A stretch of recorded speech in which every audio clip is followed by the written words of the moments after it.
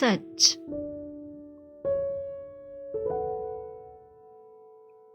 सच्चाई में बड़ी ताकत है और वो अपना आप दिखाकर रहती है।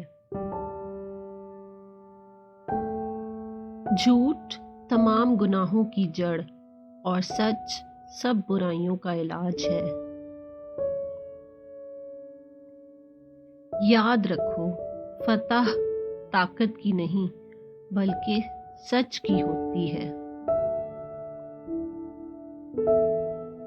सच बोलना मुश्किल जरूर है, मगर इससे बहुत सी आसानियां पैदा हो जाती हैं। सच्चाई का जायका कड़वा मगर असर मीठा होता है। सच्चाई जालिमों की दुश्मन और इंसानों की दोस्त होती है। हर चीज का जेवर खूबसूरत होता है, लेकिन दिल का जेवर सच्चाई है।